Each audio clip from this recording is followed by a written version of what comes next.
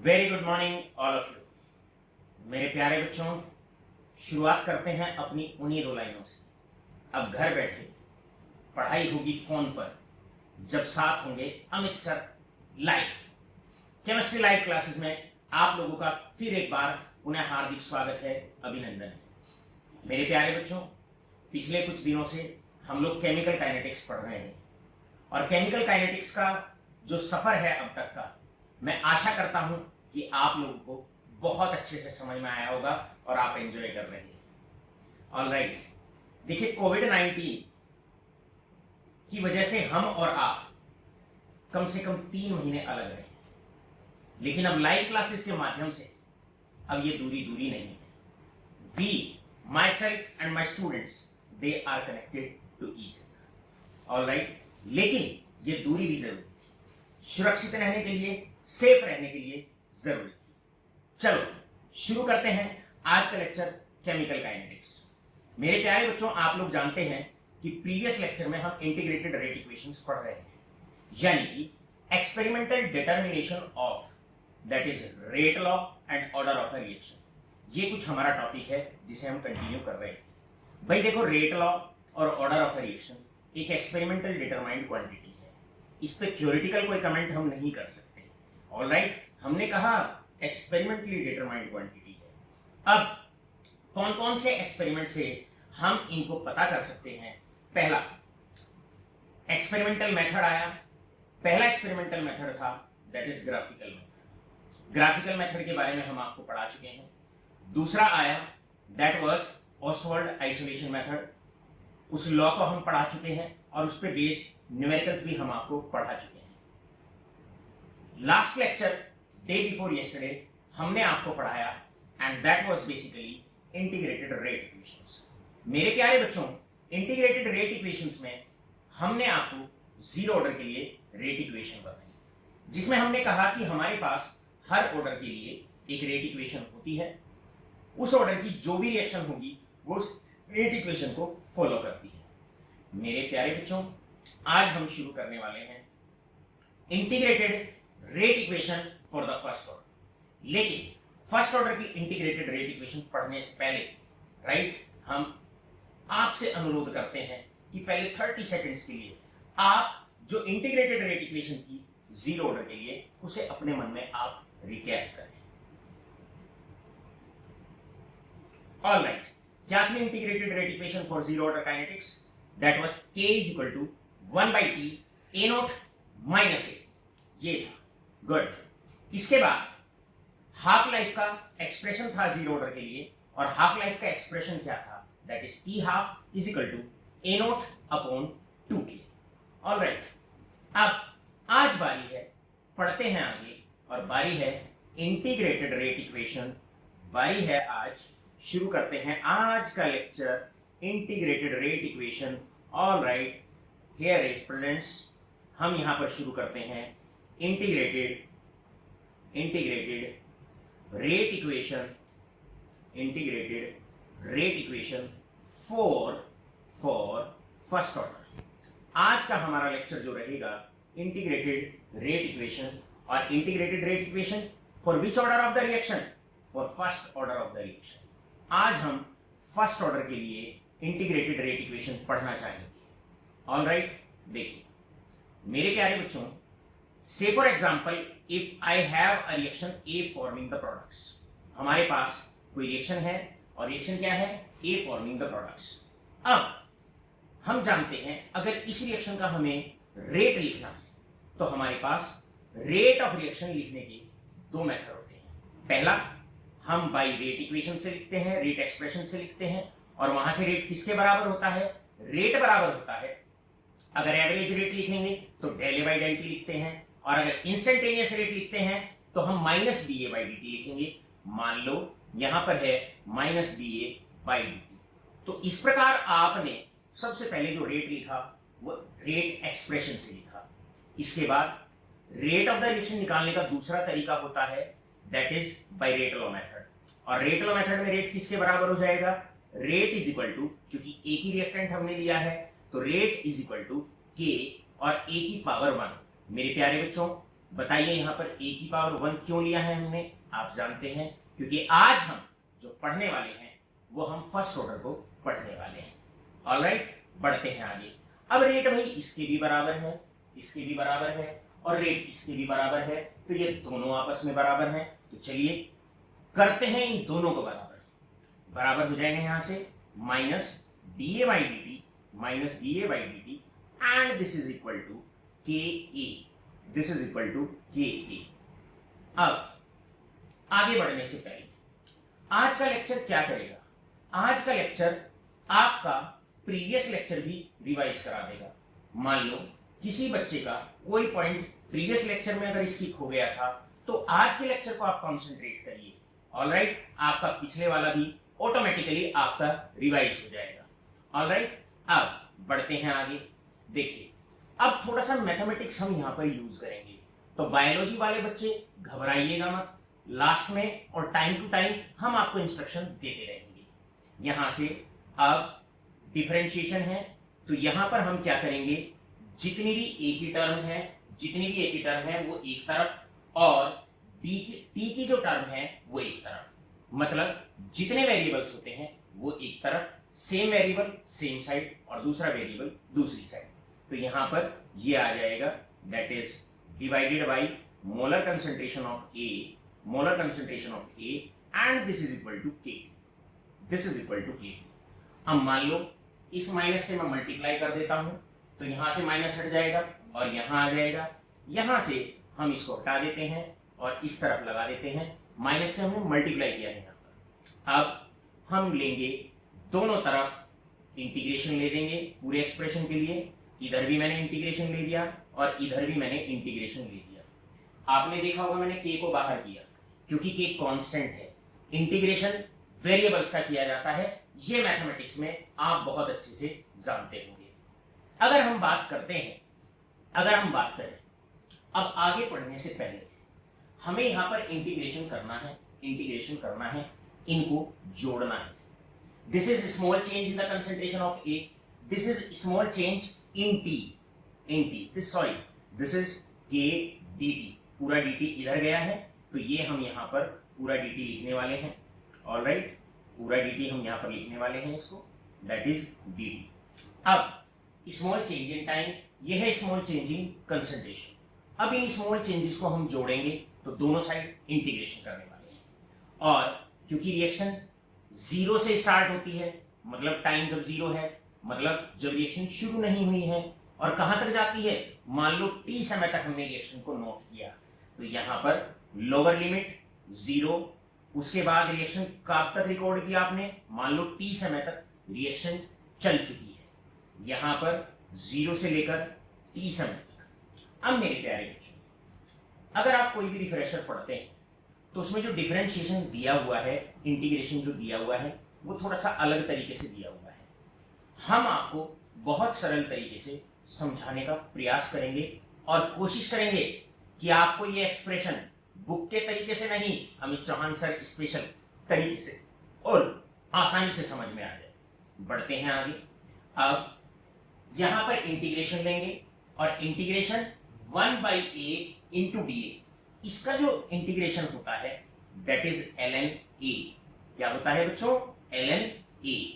अब जब हम यानी कि इसका इंटीग्रेशन लेंगे तो आएगा ln। मेरे प्यारे बच्चों सिंपल मैथमेटिक्स होता है, अगर 1/x इंटू डी एक्स, अगर इसका इंटीग्रेशन करते हैं तो log x आता है।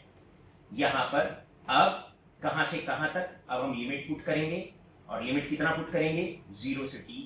इसी प्रकार, ठीक इसी प्रकार इधर भी आपका इंटीग्रेशन करेंगे, माइनस के बाहर है बच्चों, और यहां पर इसका इंटीग्रेशन t आएगा और लोअर लिमिट से अपर लिमिट 0 से t।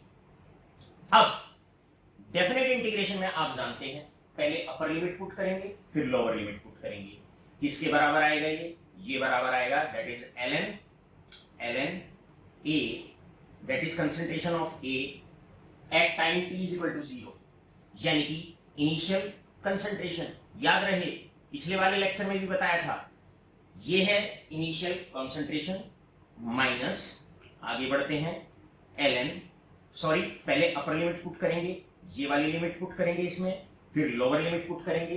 तो यहां पर हम रखेंगे दैट इज ln t यहां पर रखने वाले हैं ln t, और यहां पर रखेंगे ln a नॉट।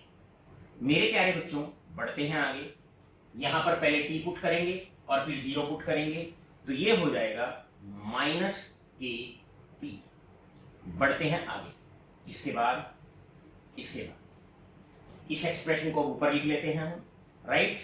तो यहां पर ये आ जाएगा ln a naught minus A T, that is ln a T. अब गौर फरमाइए, हमने ये क्या किया, यहां पर हमने क्या है कि जो माइनस आपका इधर था उससे मल्टीप्लाई कर दिया, तो ये पहले आ जाएगा, ये थोड़ा इधर चला जाएगा। बढ़ते हैं आगे, अब लॉग के फॉर्मूले होते हैं। अगर हम log m minus log n करते हैं, जैसे ये log m है, ये log n है, तो फॉर्मूला होता है log m बाई n।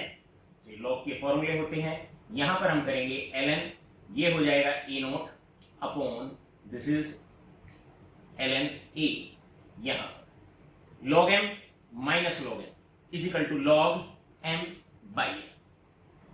इसके बाद आता है this is equal to k, ये बराबर हो गया k। मेरे प्यारे बच्चों यहां पर इस एक्सप्रेशन को थोड़ा सा जरा आप नोट भी रखेंगे, आपको थोड़ा सा इस पे गौर फरमाना है, बहुत इंपॉर्टेंट है। इस पे हम बताएंगे आपको क्वेश्चन कैसे आता है।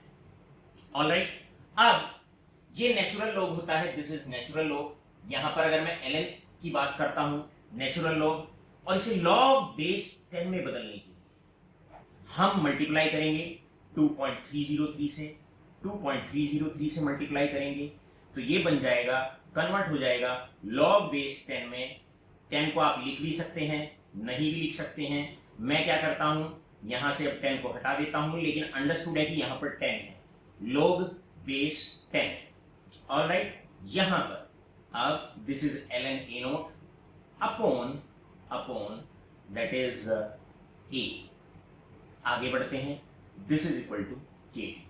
मेरे प्यारे बच्चों अब यहां से हम t को उठाएंगे और t को इधर डिवाइड में यहां पर ले जाएंगे, तो फॉर्मूला मेरे पास बन जाएगा, और फॉर्मूला बनेगा k is equal to that is 2.303 upon t log of a naught upon a। ये फॉर्मूला हमारे पास बन जाता है a नोट अपॉन a। मेरे प्यारे बच्चों a भी लिख सकता हूं, at भी यहां पर मैं लिख सकता हूं। ऑलराइट, बढ़ते हैं आगे फटाफट। अब थोड़ा सा एक्सप्रेशन को आगे बढ़ाते हैं। यहां पर जहां पर a लिखा हुआ है सब जगह at आप कर देंगे, concentration of a after time t। अब ये एक्सप्रेशन हमारे पास आ जाता है, दिस इज द एक्सप्रेशन, ये एक्सप्रेशन हमारे लिए होता है, and this is basically the integrated rate equation for a reaction following first order kinetics. अब कुछ इंस्ट्रक्शन आगे बढ़ने से पहले सभी विद्यार्थी, पहला, ये जो डिफरेंशिएशन हमने किया है, इंटीग्रेशन हमने किया है, मान लो अगर कुछ बायोलॉजी बैकग्राउंड के बच्चे हैं, 11th और 12th में बायो सेलेक्ट कर लेते हैं, और उनको डिफरेंशिएशन और इंटीग्रेशन अगर नहीं आता है, सबसे पहली बात तो मेरी इंस्ट्रक्शन ये है कि ये मैथमेटिक्स का हिस्सा होता है। ऑलराइट, तो इसमें केमिस्ट्री का कोई लेना देना नहीं। नंबर 2, अगर आपको ये डिफरेंशिएशन इंटीग्रेशन नहीं भी आते हैं तो घबराने की आवश्यकता नहीं है। क्यों? उसका रीजन है क्योंकि आप केमिस्ट्री में हैं, और केमिस्ट्री में डेरिवेशन नहीं आता है। क्या कहा हमने? डेरिवेशन नहीं आता है। तो केमिस्ट्री में आपको सीधा फॉर्मूला पता होना चाहिए, मतलब बोर्ड पॉइंट सीबीएसई 12, आईसीएसई 12 या नीट जेईई एग्जामिनेशन में वहां तो डेरिवेशन पूछते ही नहीं है, वहां सीधा फॉर्मूला, उस पे बेस्ड क्वेश्चंस, उसकी एप्लीकेशन पूछी जाती है। तो मेरे प्यारे बच्चों, अब मैं यहां से इसको अब मैं रब कर देता हूं, और सीधा हम कहते हैं इंटीग्रेटेड रेट इक्वेशंस। अब भी आप ध्यान से देखने वाले हैं, हमारे पास फॉर्मूला आया था ln AT यानी कि माइनस ln A। जब हम डेराइव कर रहे थे तो मैंने कहा था इस पॉइंट को ध्यान रखेंगे, ये था ln a naught and this is equal to minus K T. Derivation के दौरान इंटीग्रेटेड रेट इक्वेशन पर पहुंचने से पहले ये हमारे पास एक इंटीग्रेशन के दौरान स्टेप आया था। सबसे पहला सीबीएसई बोर्ड में इस लाइन पर एक ग्राफ 2 नंबर में कभी कभी पूछ लिया जाता है। A graph of 2 marks can be asked on this particular point. तो आप सबसे पहले, अगर मैं यहां पर ln 80 एक साइड रखता हूं, ln 80 एक साइड रखता हूं, और अगर मैं ln a नोट को इधर में ले आता हूं, तो मेरे पास फॉर्मूला बनता है minus K T plus ln a note. मेरे प्यारे बच्चों, आगे बढ़ने से पहले 80 का मतलब है concentration of reactant A left after time t। अगर कोई रिएक्शन t समय तक चल चुकी है, तो अब उस समय के बाद A की कितनी कंसंट्रेशन बची हुई है, t समय के बाद A की बची हुई कंसंट्रेशन। ऑलराइट। और A नोट का मतलब क्या है? A नोट का मतलब है, यहां पर A नोट का मतलब है इनिशियल कंसंट्रेशन, यानी कि रिएक्टेंट की वो कंसंट्रेशन जिसे लेकर आप रिएक्शन शुरू करते हैं। तो यहां पर ग्राफ क्या आएगा? अगर मैं इसको y is equal to mx plus c से अगर कंपेयर करता हूं, तो m स्लोप होता है, और आप देखेंगे स्लोप यहां पर नेगेटिव है, यानी कि पहला ग्राफ यहां पर पूछा जाता है, बड़ा इंपॉर्टेंट ग्राफ होता है।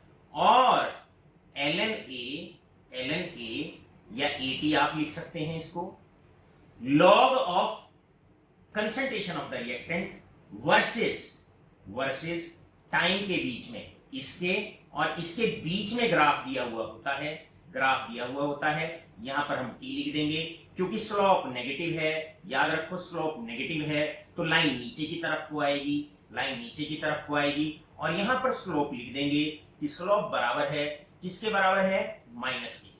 Alright.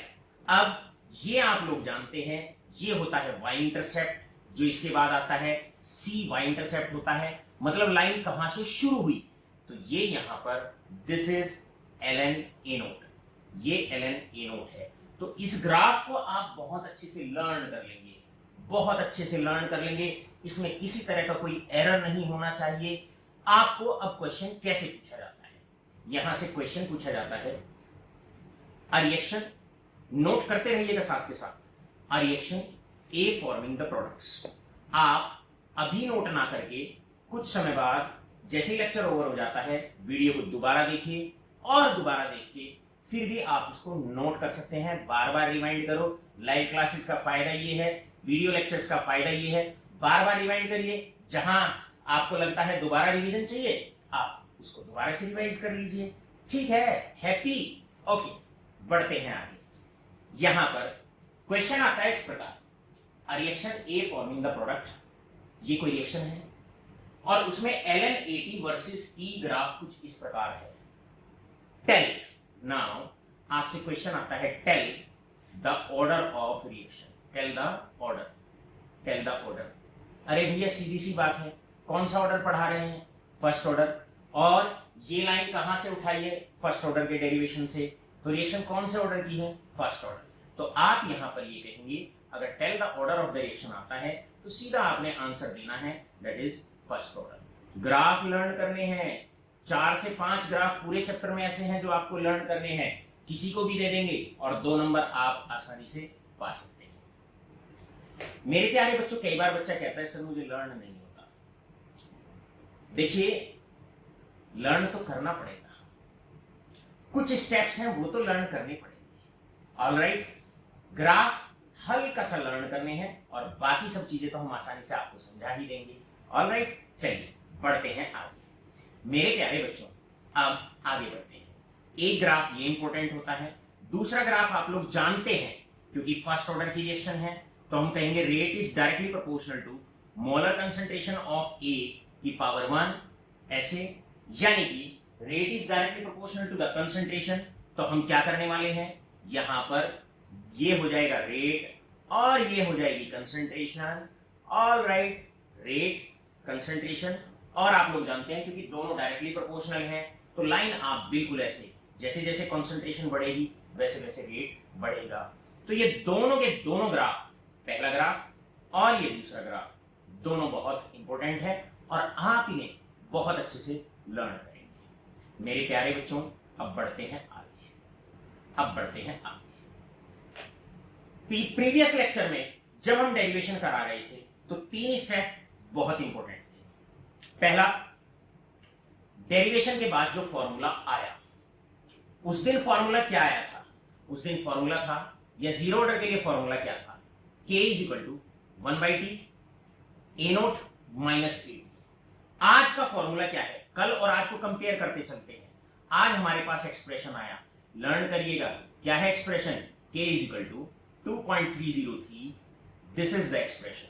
k is equal to 2.303 upon t log of, यहां पर आया है a naught upon a t, a naught upon a t।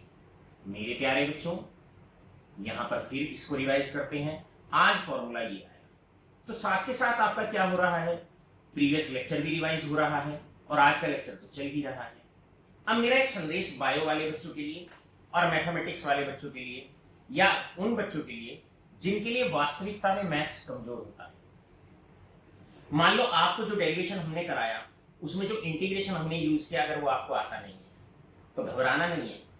वो तो हमने एक मेथड बताया, भाई ये फॉर्मूला ऐसे आता है। सीबीएसई 12th क्लास के लिए, आईसीएसई 12th के लिए और कॉम्पिटिटिव एग्जाम के लिए केमिस्ट्री में डेरिवेशन नहीं पूछा जाता है, सीधा फॉर्मूला। तो हमने जो भी किया वो इस फॉर्मूले को पाने के लिए किया।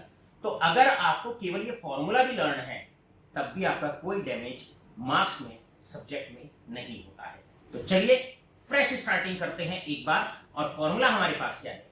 k इज इक्वल टू, मेरे साथ गुनगुनाइए, k is equal to, learn करो, बोलो, 2.303 upon t log of a naught upon a। Right मेरे लाडो, एक एक टर्म क्लियर करो। What do you mean by k over here? k का मतलब है rate constant, kinetics constant, specific reaction rate. t का मतलब है रिएक्शन का टाइम, कितने समय रिएक्शन चल चुकी है।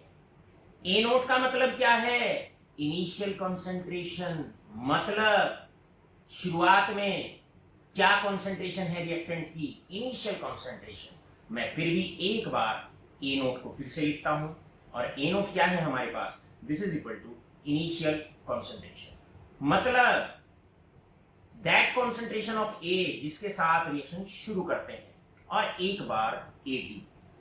देखिए इस चैप्टर में आगे बढ़ने से पहले अगर एटी आपके ठीक से ध्यान में है तो आप न्यूमेरिकल 100% 3 मार्क्स का आपकी मुट्ठी में है। तो क्या है एटी का मतलब? That is concentration of A left after time T, left after time T. ये है आपकी लेफ्ट आफ्टर टाइम टी। मतलब अगर कोई रिएक्शन 10 सेकंड चल चुकी है तो 10 सेकंड के बाद ए की बची हुई कॉन्सेंट्रेशन। अगर कोई रिएक्शन 20 सेकंड चल चुकी है तो 20 सेकंड के बाद, कान खोल के सुनिए, 20 सेकंड के बाद ए की बची हुई कॉन्सेंट्रेशन। फॉर्मूला आपके क्लियर हो गया, 3 बातों पर ध्यान देना था। फॉर्मूला आपके क्लियर हो गया, दोनों ग्राफ आपके क्लियर हो गए, दूसरी बात। और तीसरी बात, प्रीवियस लेक्चर में हमने आपको बताई थी, कौन सी टर्म बताइए, और वो टर्म थी ये वाली टर्म, हाफ लाइफ। कौन सी टर्म बताइए? Half life. और हाफ लाइफ आप लोग जानते हैं, हाफ लाइफ का मतलब कैसे रिप्रेजेंट करते हैं? टी हाफ से या टी 50% से, इसको हम ऐसे रिप्रेजेंट करते हैं। तीसरी बात, पिछले वाले लेक्चर में टी हाफ और टी 50% की फॉर्म में आपको समझाई गई थी। ऑलराइट, सो हमने प्रीवियस लेक्चर में तीसरी जो टर्म थी वो इस पर ध्यान देना था। प्यारे बच्चों, हाफ लाइफ का मतलब क्या है? Time taken by A reaction for the conversion of half of the reactant into product.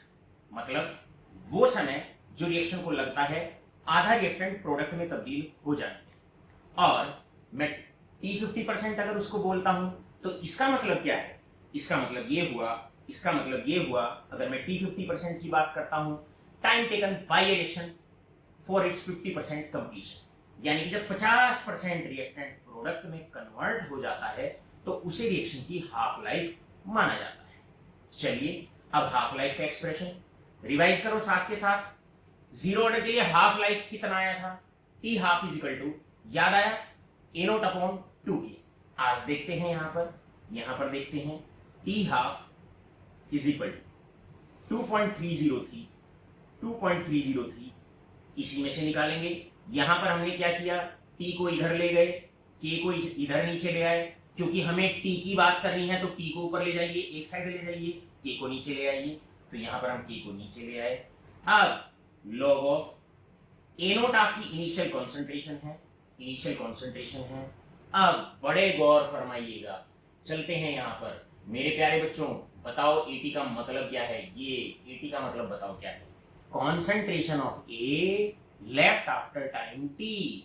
मतलब 50% कंप्लीट होने के बाद बची हुई ए की कॉन्सेंट्रेशन, और अगर 50% कंप्लीट हो गई है रिएक्शन तो बचा कितना, ए शुरुआत किससे करी थी, ए नोट से, तो आधी रिएक्शन कंप्लीट हो गई तो बचा कितना बताइए, ए नोट से शुरू किया, 50% कंप्लीट हो गया, आधा रिएक्टेंट प्रोडक्ट में तब्दील हो गया, तो बचा कितना है, बचा कितना ए, कितना बचा, ए नोट बाई 2, मतलब ए नोट बाई 2। तो यहां पर ये हो गया, ए से ए नोट कट गया, फॉर्मूला आ जाएगा T half is equal to 2.303 upon K log 2, और log 2 की जो वैल्यू होती है यहां पर नोट करते हैं, ये हो जाएगा 2.303 अपॉन के। इधर चलते हैं, थोड़ा सा साइड में चलते हैं। तो अभी तक हम डेरिवेशन में कितना आ चुके हैं, डेरिवेशन में हम इतना आ चुके हैं, पहले इसका स्क्रीनशॉट ले लीजिएगा, साथ के साथ बढ़ते हैं आगे। यहां पर हम इतना आ चुके हैं, T half is equal to 2.303 upon K. ध्यान इधर से उधर ना भटके, याद रहे जब तक तोड़ेंगे नहीं छोड़ेंगे नहीं, अगर तुम्हारा ध्यान इधर से उधर हुआ तो 2.303 अपॉन के log 2, और log 2 की जो वैल्यू होती है मैथमेटिक्स वाले, और अगर log 2 की वैल्यू भी नहीं जानते हैं तो आपके मन में आ रहा होगा सर क्या हमें लर्न करनी पड़ेगी। बेटे आगे न्यूमेरिकल्स में सीधा अपना मोबाइल का कैलकुलेटर आप रखिएगा, ऑन रखिएगा, log 2 की वैल्यू मोबाइल में देख लीजिएगा, दैट्स ऑल। तो कितनी होती है log 2 की वैल्यू, log 2 की वैल्यू होती है 0.3010। तो यहां पर टी हाफ जब 2.303 को और 0.3010 को जब हम आपस में मल्टीप्लाई करेंगे तो कितना आएगा, ये आएगा 0.693 अपॉन के। तो आंसर आ गया आपके पास 0.693 अपॉन के। मेरे प्यारे बच्चों बहुत इंपॉर्टेंट है फॉर्मूला, बहुत इंपॉर्टेंट है formula, and this is the formula. अब यहां पर क्वेश्चंस।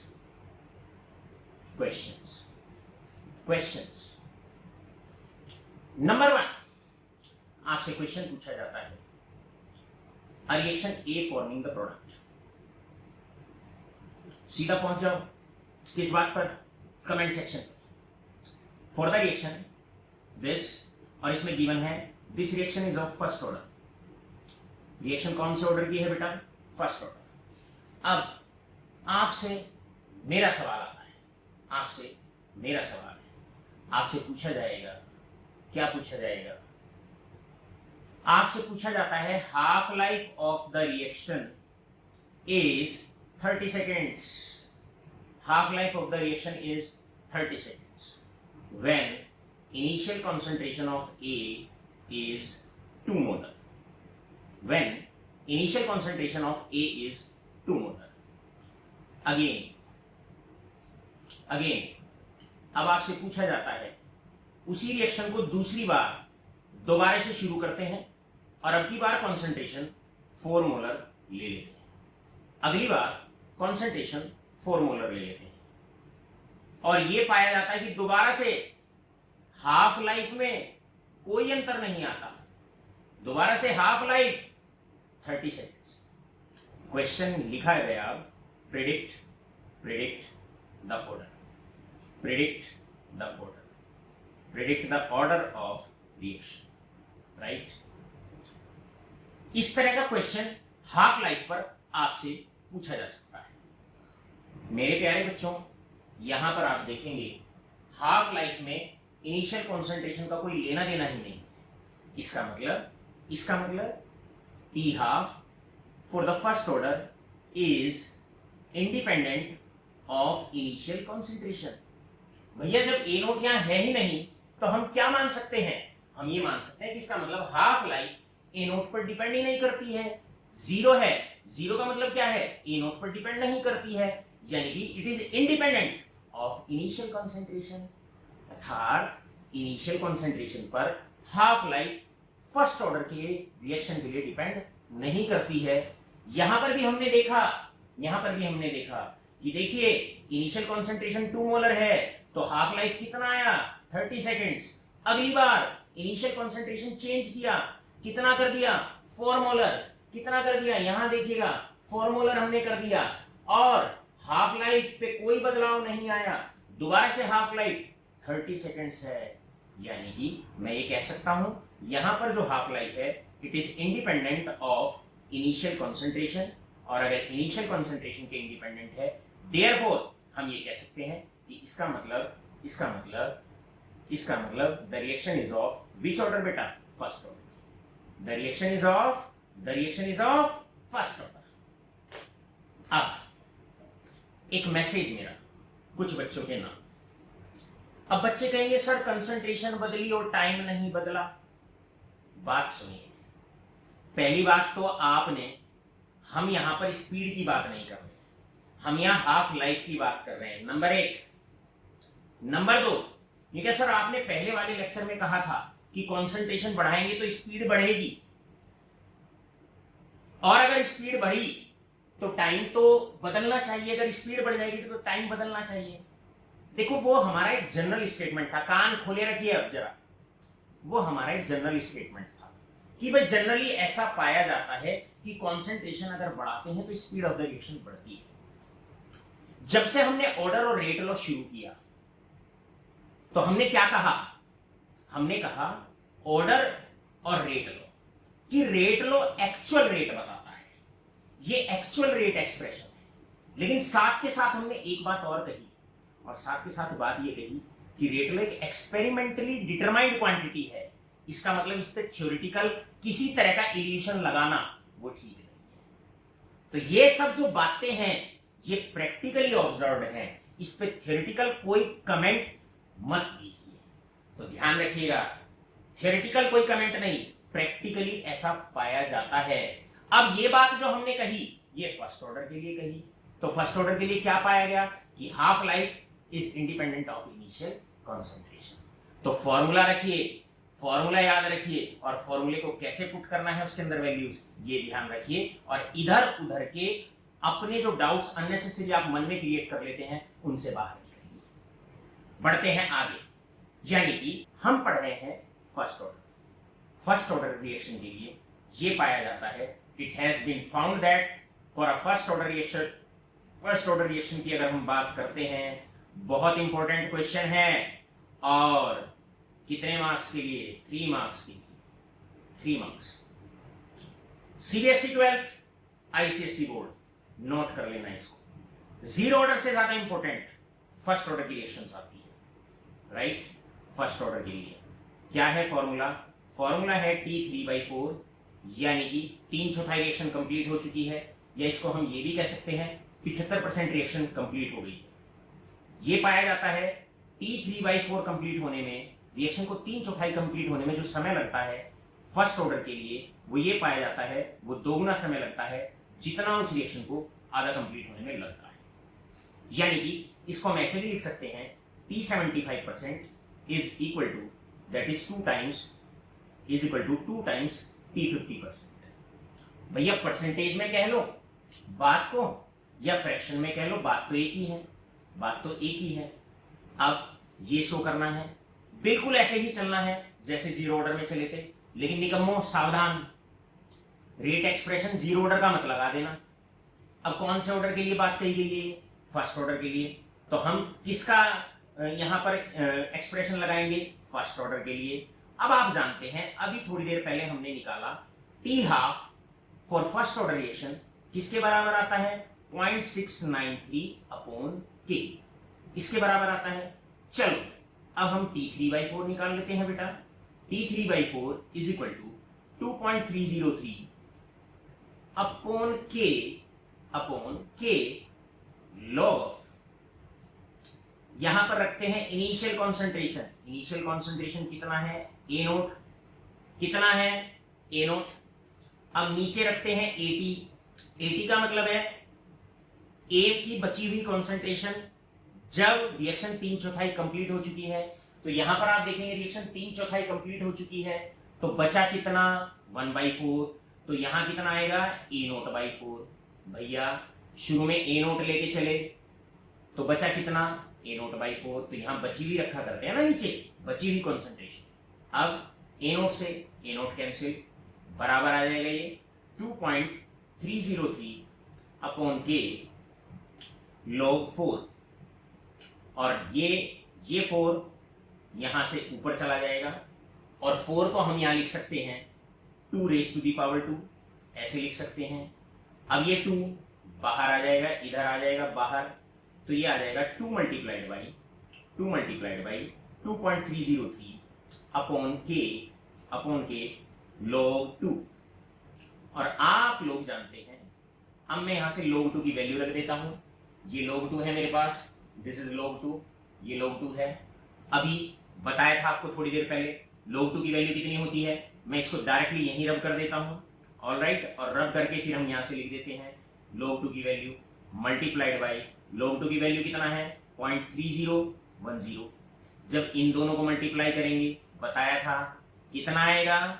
ये आएगा 0.693 अपॉन के। तो हमारे पास ये आ गया T3/4। स्क्रीन को हम बिल्कुल ऐसे यूज कर रहे हैं जैसे पिछले लेक्चर में यूज किया था, तो अब T3/4, पिछले लेक्चर में T3/4 ऊपर था, T हाफ नीचे था। कुछ बच्चों के चेहरे पे मुस्कान आ गई है लिखते, और वहां पर हमने उल्टा लिख दिया था। चलिए आज सीधा लिखते हैं इसको, तो T3/4 क्या है आपका? बराबर है कितना है? इतना है। इस वैल्यू को हम ऊपर रखेंगे, ऑलराइट। अब ठीक है, ऊपर रखते हैं, तो ऊपर रखेंगे तो कितना हो जाएगा? 2 मल्टीप्लाइड बाई 0.693। कार्तिक तोमर ध्यान दें, ऑलराइट बेटा। हाँ जी, 2 मल्टीप्लाइड बाई हर्ष राठी, कार्तिक तोमर, सारे के सारे लाडले, ठीक है। अच्छा जी, डिवाइडेड बाई, अब टी हाफ कितना होता है बताइए? 0.693 अपॉन के। तो ये बराबर हो जाता है, यहां रखेंगे 0.693 अपॉन के। लाड लो, इससे ये कट गया, कितना बचा? 2, यानी कि T3/4 या T75% is equal to 2 times that is T half, 2 times T half. Alright, यहां से ये एक्सप्रेशन हमारे पास आ जाता है, नोट करिए, ध्यान रखिए। सो फर्स्ट ऑर्डर के लिए आपने 3 मार्क्स में कई बार पूछ लिया जाता है। क्या पूछ लिया जाता है कि भाई शो करो T3/4 is equal to that is 2 times T half, या इस क्वेश्चन को ऐसे भी पूछा जा सकता है T75% is equal to 2 times T50। Hindi में अगर कहें, साधारण भाषा में अगर कहें, और मेरे पश्चिम उत्तर प्रदेश की भाषा में कहें, तो फर्स्ट ऑर्डर पहले ऑर्डर बोलो, उसके बाद बाकी बात करो। फर्स्ट ऑर्डर रिएक्शन के लिए ये पाया जाता है कि 75% कंप्लीट होने में जो रिएक्शन को समय लगता है वो 2 गुना समय लगता है जितना कि रिएक्शन को 50% कंप्लीट होने में लगता है।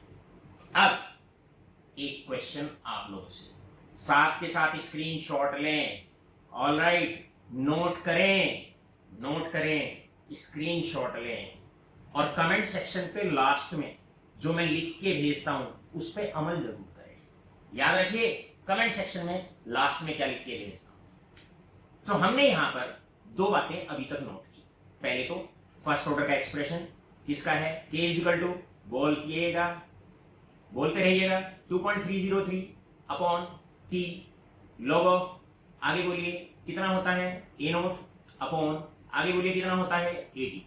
ऑल राइट, 80 क्या है बच्चे, got it. Concentration of A left after time T, T समय के बाद ए की बची हुई कंसंट्रेशन, बार बार रिपीट करा रहा हूं। इसके बाद आपने टी हाफ के लिए एक्सप्रेशन बताया, कितना बताया, 0.693 अपॉन, बताइए कितना बताया, के। इसके बाद आपने फर्स्ट ऑर्डर के लिए बताया T3/4 बराबर होता है, किसके बराबर होता है, 2 times T half.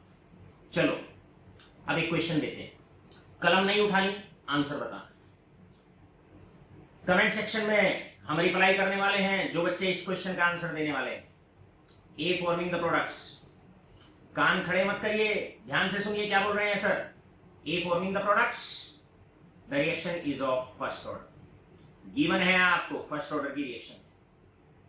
It has been found that T3/4 is, ये आपको कैलकुलेट करना है, और टी हाफ आपको गिवन है। कितना गिवन है टी हाफ आपको टी हाफ गिवन है 30 सेकेंड्स। बताइए T3/4 बताइए, पता लग गया answer, very good, hats off, congratulations. क्या होगा सॉल्यूशन, आप लोग जानते हैं T3/4 अगर कोई रिएक्शन फर्स्ट ऑर्डर को फॉलो करती है तो हमारे पास होता है T3/4 is 2 times T half, और आप लोग जानते हैं टी हाफ कितना है हमारा 30, तो बताइए कितना हो जाएगा, 2 multiplied by 30 seconds and this is equal to 60 seconds. Very good, well done all of you. The last question of today's lecture, आज के लेक्चर का अंतिम क्वेश्चन, पहला शो दैट T99.9%, बोलो बेटे हमने क्या कहा, T99.9% is equal to 10 times, that is T50%, is 10 time T50%। ये आपको शो करना है, ये आपको साबित करना है, ये आपको लिखना है, और इसके बाद ये क्वेश्चन अभी आप करना शुरू कर दीजिएगा, लेकिन जरा पहले गौर से इंस्ट्रक्शन सुनिए मेरे प्यारे बच्चों, इंस्ट्रक्शन सुनिए, बहुत ध्यान से सुनिए। लेक्चर अभी ओवर नहीं हुआ है, आते हैं मार्कर के साथ, चलते हैं व्हाइट बोर्ड पर, और फिर कुछ न्यूमेरिकल्स उसके साथ भी देखते हैं। फर्स्ट ऑर्डर बहुत इंपॉर्टेंट है, न्यूमेरिकल 100% डैम श्योर इससे आना होता है 3 मार्क्स में। अब से पहले भी सर आपने कहा था बेटा 2 टाइप करा चुके हैं, तीसरा ये चल रहा है, टोटल 4 टाइप के न्यूमेरिकल बनते हैं। 4 टाइप में से एक पूछा जाता है, जिसमें सबसे इंपॉर्टेंट ये न्यूमेरिकल होते हैं जो फर्स्ट ऑर्डर रिएक्शन पर होते हैं। सो कहीं मत जाइएगा, 10 मिनट बाद लौटते हैं एक नए लिंक के साथ। नया लिंक आपको मिलेगा आपके व्हाट्सएप ग्रुप पर, उस पर पहुंचते हैं और बढ़ते हैं। लिंक ओपन करना है और सीधा फिर चलते हैं बोर्ड पर और करते हैं नए न्यूमेरिकल्स मार्कर के साथ। Thank you.